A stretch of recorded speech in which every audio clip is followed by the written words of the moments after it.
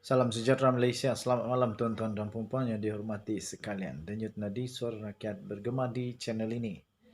Tuan-tuan dan puan-puan yang dihormati sekalian, pastinya mengejutkan apabila Datuk Seri Najib Tun Razak satu demi satu gelaran darjah kebesaran yang telah dianugerahi oleh istana-istana di beberapa buah negeri ditarik balik.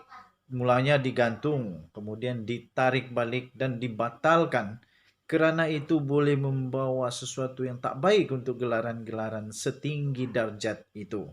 Kerana Najib Razak sudah masuk penjara, disahkan bahawa beliau adalah penjenayah di negara Malaysia. Beliau adalah penjenayah, penyalahguna kuasa, penyeleweng wang negara Malaysia dan telah dimasukkan di penjara.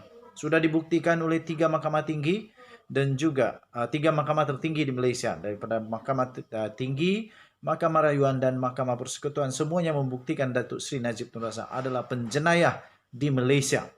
Tuan-tuan dan puan yang dihormati sekalian, satu demi satu titah daripada Duli Yang Maha Mulia, Duli Yang Maha Mulia di seluruh negara menghiasi setiap hari, maksudnya dinanti-nanti, apalagi selepas ni.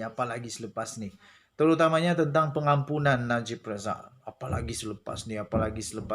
Adakah Najib Razak akan dapat pengampunan daripada badan pengampunan ini, lembaga pengampunan ini, ataupun beliau tidak akan langsung dapat diampuni sehingga tiba masa yang sesuai. Janganlah nak cepat sangat. Okey, tuan-tuan dan puan yang dihormati sekalian, terbaru ini tuan-tuan dan puan, titah daripada Duli Yang Maha Mulia, Duli Yang Maha Mulia Sultan Perak, iaitu Sultan Nazrin. Tuan-tuan dan puan yang dihormati sekalian, apakah kali ini Sultan Duli Yang Maha Mulia Sultan Perak ini akan membuat kejutan lagi? Tetapi tuan-tuan dan puan, jangan risau.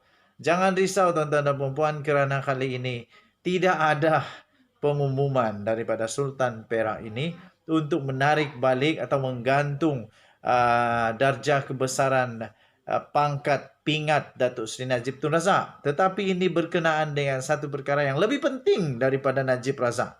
Pada saya, Najib Razak tak penting lagi. Lebih baik UMNO tinggalkan sahaja isu tentang solidariti ini. Lebih baik UMNO sokong saja Perdana Menteri kita sekarang, Datuk Seri Ismail Sabri Yaakob. Dan berita dipetik daripada Malaysia kini, tuan-tuan dan puan, Malaysia perlu beralih dari bahan api fosil, kata Sultan Nazrin bertitah. Sultan Nazrin bertitah, Malaysia perlu menyesuaikan mekanisme trajektori pertumbuhan ekonominya bagi memastikan ia menghormati batas planetan, titah Sultan Perak, Sultan Nazrin Shah.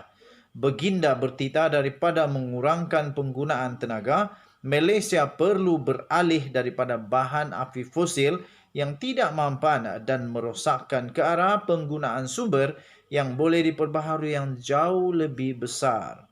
Titah baginda, sekiranya sumber berkenaan dimanfaatkan dengan berkesan, penggunaan tenaga tidak perlu dicatu. Begitu juga kaedah pengeluaran makanan semasa sama ada tanaman, ternakan atau ikan boleh disesuaikan supaya ia mampan dan regeneratif dan bukannya merosakkan, titah baginda. Malah baginda turut bertitah, kemajuan teknologi akan banyak membantu kita dalam usaha ini, seperti penggunaan drone untuk memudahkan pengagihan baja yang lebih tepat atau peningkatan kapasiti bateri untuk memudahkan penyempatan tenaga. Pertumbuhan ekonomi boleh dan mesti diteruskan, tetapi ia perlu dikurangkan daripada penggunaan sumber semula jadi yang terhad dan terlalu bergantung kepada ekosistem yang rapuh. Titah Sultan Nazrin ketika berucap pada sidang kemuncak The Cooler Earth Sustainability Summit di Kuala Lumpur pada hari ini.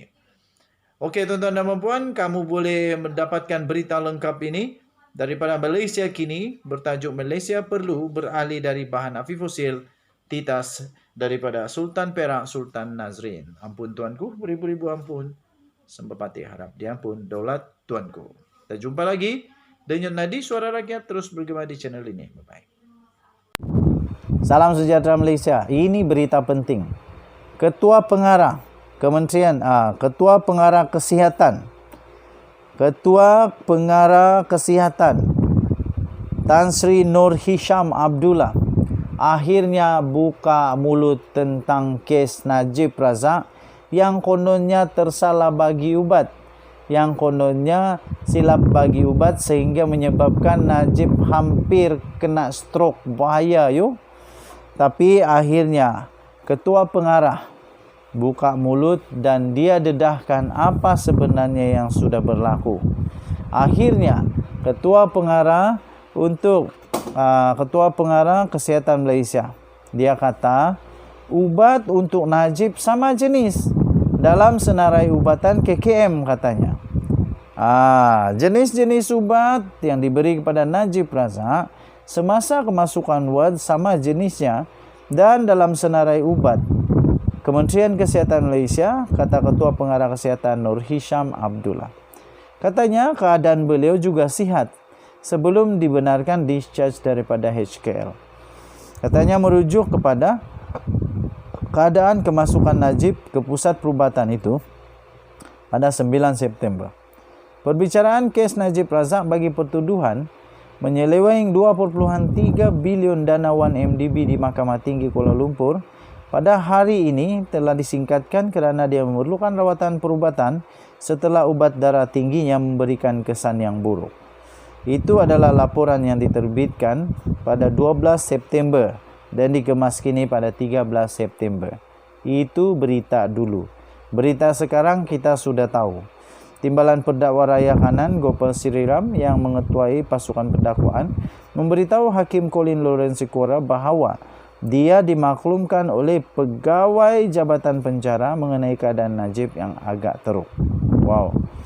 Katanya ubat tekanan darah tertuduh telah ditukar dan yang beri kesan buruk kepadanya. Saya dimaklumkan keadaannya Najib agak teruk, tapi beliau bersedia untuk berada di sini sehingga 12.30 tengah hari. Pada 2 petang beliau perlu dibawa ke hospital untuk berjumpa doktor katanya. Dalam kenyataan petang ini, Nur Hisham berkata mereka telus dalam memberikan perkhidmatan kesihatan kepada mana-mana individu. Namun katanya, pada masa yang sama pihaknya mempunyai tanggungjawab untuk mematuhi tata etika kerahsiaan pesakit di bawah Akta Perubatan 1971 Pindaan 2012. Katanya sebarang maklumat terperinci mengenai kesihatan seseorang pesakit yang boleh dikemukakan kepada mahkamah sekiranya diarahkan oleh mahkamah katanya. Sementara itu katanya Najib dimasukkan ke HKL pada Jumaat yang lepas sebagai kes elektif dan bukan kecemasan untuk memastikan kesehatannya berada pada tahap yang baik dan optimum. Katanya pemeriksaan dan ujian berkaitan dijalankan oleh pakar-pakar perunding kanan bertauliah yang terdiri daripada ketua-ketua perkhidmatan klinikal bagi bidang masing-masing. Tambahnya, pihak HKL juga telah mengadakan sidang keluarga sebanyak 2 kali yang telah dihadiri oleh mantan Perdana Menteri dan ahli keluarga beliau. Keputusan ujian telah dimaklumkan semasa sidang ini mengikut amalan profesional kedoktoran. Mereka juga telah dimaklumkan mengenai keputusan sebulat suara pakar-pakar perunding agar beliau dibenarkan untuk discharge daripada Hospital Kuala Lumpur, katanya. Denyut nadi suara rakyat bergema di channel ini. Siapa yang kantoi? Kita jumpa lagi. Bye-bye. Jangan lupa untuk kamu tinggalkan komen kamu apa sajalah kamu mau tulis. Dan tekan butang subscribe, like dan share. Kita jumpa lagi. Bye-bye.